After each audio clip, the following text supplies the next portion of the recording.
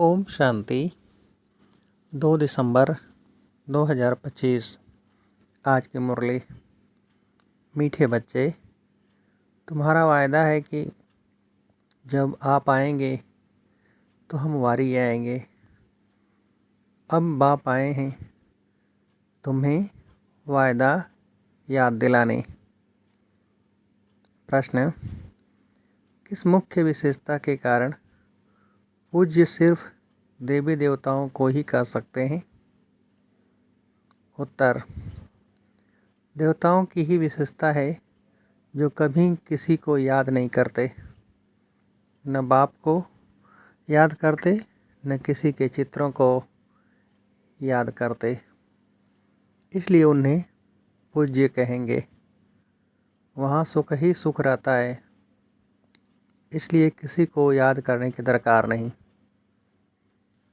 अभी तुम एक बाप की याद से ऐसे पूज्य पावन बने हो जो फिर याद करने की दरकार ही नहीं रहती है।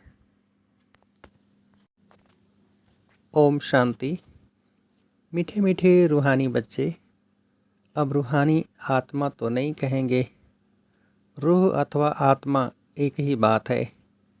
रूहानी बच्चों प्रति बाप समझाते हैं, आगे कभी भी आत्माओं को परमपिता परमात्मा ने ज्ञान नहीं दिया है। बाप खुद कहते हैं, मैं एक ही बार कल्प के पुरुषोत्तम संगम युग पर आता हूँ, ऐसे और कोई कह न सके। सारे कल्प में सिवाय संगम युग के बाप खुद कभी आते ही नहीं। बाप संगम पर ही आते हैं जबकि भक्ति पूरी होती है, और बाप फिर बच्चों को बैठ ज्ञान देते हैं।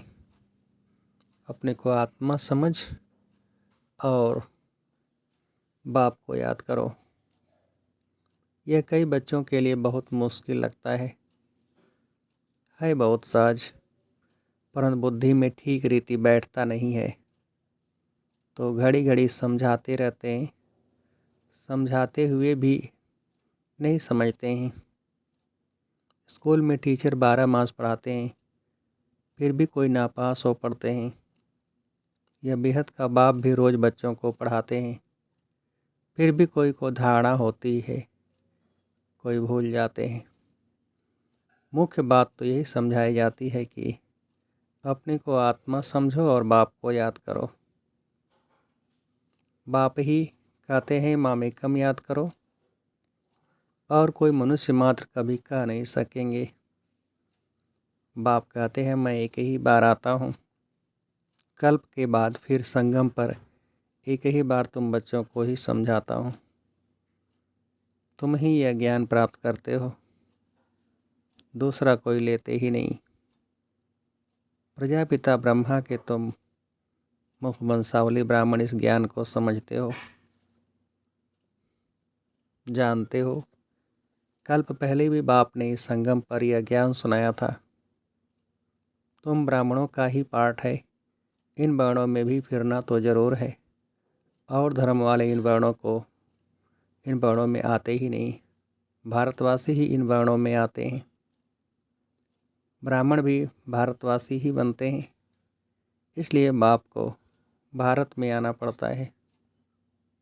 तुम हो प्रजापिता ब्रह्मा के मुख वंशावली ब्राह्मण। ब्राह्मणों के बाद फिर हैं देवताएं और क्षत्रिय। क्षत्रिय कोई बनते नहीं हैं। तुमको तो ब्राह्मण बनाते हैं, फिर तुम देवता बनते हो। वही फिर धीरे धीरे कला कम होती है तो उनको क्षत्रिय कहते हैं। क्षत्रिय ऑटोमेटिकली बनना है। बाप तो आकर ब्राह्मण बनाते हैं, फिर ब्राह्मण से देवता, फिर वही क्षत्रिय बनते हैं। तीनों धर्म एक ही बाप अभी स्थापन करते हैं, ऐसे नहीं कि सतयुग त्रेता में फिर आते हैं। मनुष्य न समझने के कारण कह देते सतयुग त्रेता में भी आते हैं। बाप कहते हैं मैं युगे युगे आता नहीं हूँ, मैं आता ही हूँ एक बार कल्प के संगम पर। तुमको मैं ही ब्राह्मण बनाता हूँ प्रजापिता ब्रह्मा द्वारा। मैं तो परमधाम से आता हूँ। अच्छा, ब्रह्मा कहाँ से आता है?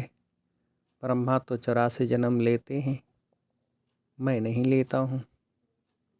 ब्रह्मा सरस्वती जो ही विष्णु के 2 रूप लक्ष्मी नारायण बनते हैं, वही 84 जन्म लेते हैं। फिर उनके बहुत जन्मों के अंत में प्रवेश कर इनको ब्रह्मा बनाता हूँ। इनका नाम ब्रह्मा मैं रखता हूँ। यह कोई इनका नाम अपना नहीं है। बच्चे का जन्म होता है तो छठी करते हैं, जन्मदिन मनाते हैं। इनकी जन्म पत्री का नाम तो लेखराज था। वह तो छोटेपन का था, अभी नाम बदला है, जबकि इनमें बाप ने प्रवेश किया है संगम पर। सो भी नाम बदलते तब हैं जबकि यह वानप्रस्थ अवस्था में है। वह सन्यासी तो घर बार छोड़ चले जाते हैं, तब नाम बदलता है। यह तो घर में ही रहते हैं। इनका नाम ब्रह्मा रखा क्योंकि ब्राह्मण चाहिए ना। तुमको अपना बनाकर पवित्र ब्राह्मण बनाते हैं। पवित्र बनाया जाता है, ऐसे नहीं कि तुम जन्म से ही पवित्र हो। तुमको पवित्र बनने की शिक्षा मिलती है। कैसे पवित्र बने, वह है मुख्य बात। तुम जानते हो कि भक्ति मार्ग में पूज्य एक भी हो नहीं सकता। मनुष्य गुरु आदि को माथा टेकते हैं क्योंकि घर बार छोड़ पवित्र बनते हैं। बाकी उनको पूज्य नहीं कहेंगे। पूज्य वह जो किसको भी याद न करे। सन्यासी लोग ब्रह्म तत्व को याद करते हैं न, प्रार्थना करते हैं। सतयुग में कोई भी याद नहीं करते। अब बाप कहते हैं तुमको याद करना है एक को, वह तो है भक्ति। तुम्हारी आत्मा भी गुप्त है। आत्मा को यथार्थ रीति कोई जानते नहीं।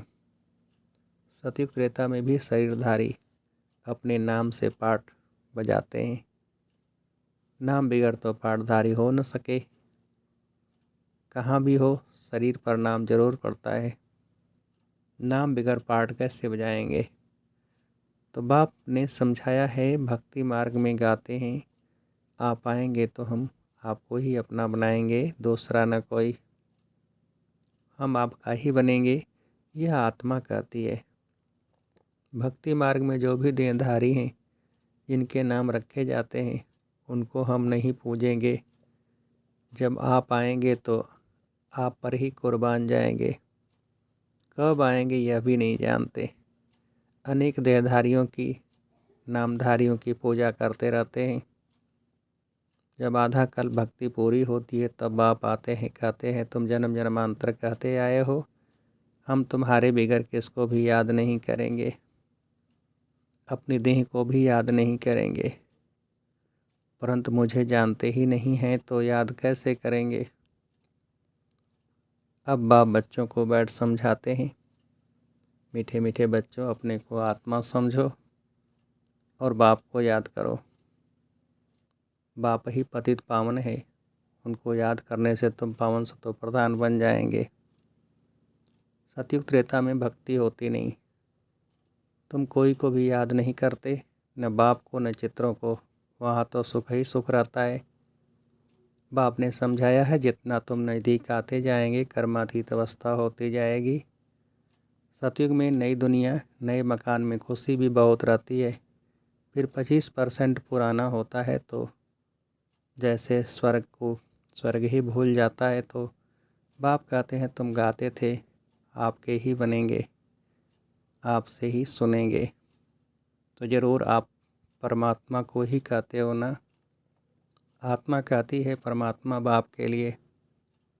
आत्मा सूक्ष्म बिंदी है, उनको देखने के लिए दिव्य दृष्टि चाहिए। आत्मा का ध्यान कर नहीं सकेंगे। हम आत्मा इतनी छोटी बिंदी हैं, ऐसा समझ याद करना मेहनत है। आत्मा के साक्षात्कार की कोशिश नहीं करते, परमात्मा के लिए कोशिश करते हैं, जिसके लिए सुना है कि वह 1000 सूर्य से तेजोमय है। किसको साक्षात्कार होता है तो कहते हैं बहुत तेजोमय था, क्योंकि वही सुना हुआ है। जिसकी नवधा भक्ति करेंगे देखेंगे भी वही, नहीं तो विश्वास ही न बैठे। बाप कहते हैं आत्मा को ही नहीं देखा है तो परमात्मा को कैसे देखेंगे। आत्मा को देख ही कैसे सकते, और सबके शरीर तो शरीर का चित्र है, नाम है, आत्मा है बिंदी, बहुत छोटी है, उनको कैसे देखें। कोशिश बहुत करते हैं पर इन आँखों से देख न सके। आत्मा को ज्ञान की अव्यक्त आँखें मिलती हैं। अभी तुम जानते हो हम आत्मा कितनी छोटी हैं। मुख्य आत्मा में 84 जन्मों का पाठ नूदा हुआ है जो मुझे रिपीट करना है। बाप की श्रीमत मिलती है श्रेष्ठ बनाने के लिए, तो उस पर चलना चाहिए।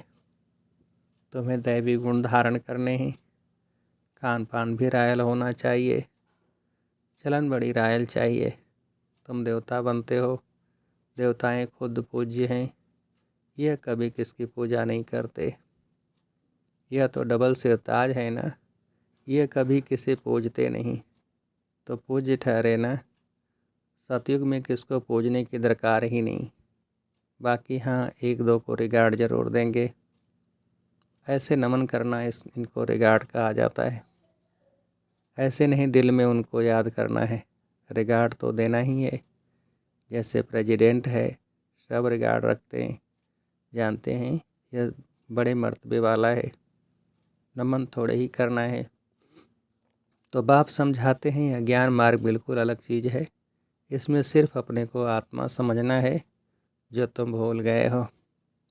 शरीर के नाम को याद कर लिया है, काम तो ज़रूर नाम से ही करना है। बिगर नाम किसको बुलाएंगे कैसे। भल तुम शरीरधारी बन पाठ बजाते हो, परंतु बुद्धि से शिव बाबा को याद करना है। श्री कृष्ण के भक्त समझते हैं हमको श्री कृष्ण को ही याद करना है। बस जिधर देखता हूँ कृष्ण ही कृष्ण है। हम भी कृष्ण, तुम भी कृष्ण। अरे तुम्हारा नाम अलग, उनका नाम अलग, सब कृष्ण ही कृष्ण कैसे हो सकते। सबका नाम कृष्ण थोड़ा ही होता है, जो आता सो बोलते रहते हैं। अब बाप कहते हैं भक्ति मार्ग के सब चित्रों आदि को भूल एक बाप को याद करो। चित्रों को तो तुम पतित पावन नहीं कहते, हनुमान आदि पतित पावन थोड़े ही हैं। अनेक चित्र हैं, कोई भी पतित पावन नहीं है। कोई भी देवी आदि जिसको शरीर है उनको पतित पावन नहीं कहेंगे। 6-8 भुजाओं वाली देवियाँ आदि बनाते हैं सब अपनी बुद्धि से। यह हैं कौन, वह तो जानते नहीं।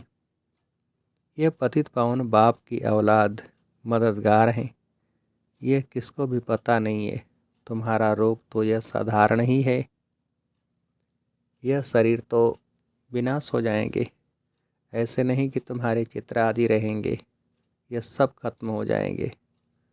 वास्तव में देवियाँ तुम हो, नाम भी लिया जाता है सीता देवी, फलानी देवी।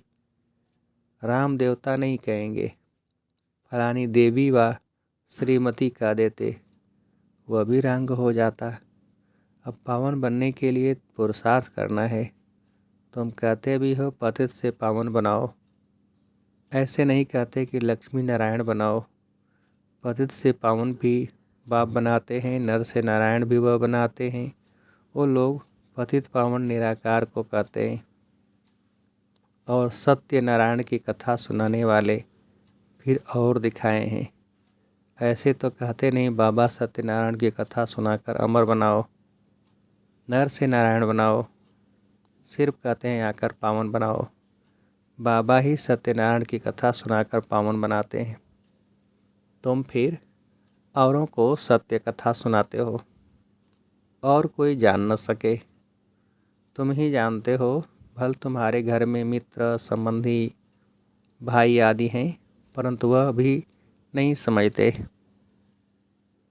अच्छा, मीठे मीठे सिकेल्दे बच्चों प्रति माता पिता बाप दादा का याद प्यार और गुड मॉर्निंग।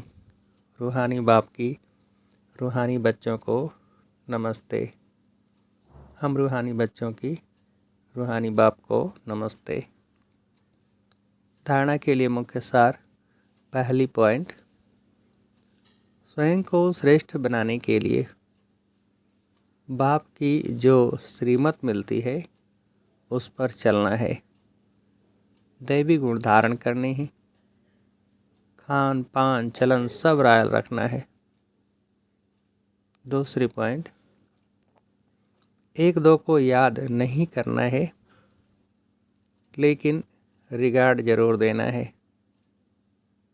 पावन बनने का पुरुषार्थ करना और कराना है। वरदान, नीरस वातावरण में खुशी की झलक का अनुभव कराने वाले एवर हैप्पी भव। विस्तार, एवर हैप्पी अर्थात सदा खुश रहने का वरदान जिन बच्चों को प्राप्त है वह दुख की लहर उत्पन्न करने वाले वातावरण में, नीरस वातावरण में, अप्राप्ति का अनुभव कराने वाले वातावरण में सदा खुश रहेंगे और अपनी खुशी की झलक में दुख और उदासी के वातावरण को ऐसे परिवर्तन करेंगे जैसे सूर्य अंधकार को परिवर्तन कर देता है। अंधकार के बीच रोशनी करना, अशांति के अंदर शांति लाना, नीरस वातावरण में खुशी की झलक लाना, इसको कहा जाता है एवर हैप्पी। वर्तमान समय इसी सेवा की आवश्यकता है। स्लोगन, अशरीरी वह है जिसे शरीर की कोई भी आकर्षण अपनी तरफ आकर्षित न करे। अव्यक्त सारे, अब संपन्न व कर्मातीत बनने की धुन लगाओ। कर्मातीत का अर्थ यह नहीं है कि कर्म से अतीत हो जाओ। कर्म से न्यारे नहीं, कर्म के बंधन में फंसने से न्यारे, इसको कहते हैं कर्मातीत। कर्मयोग की स्थिति कर्मातीत स्थिति का अनुभव कराती है। यह कर्मयोगी स्थिति अति प्यारी और अति न्यारी स्थिति है। इसे कोई कितना भी बड़ा कार्य मेहनत का हो, लेकिन ऐसे लगेगा जैसे काम नहीं कर रहे हैं लेकिन खेल कर रहे हैं। अच्छा, ओम शांति।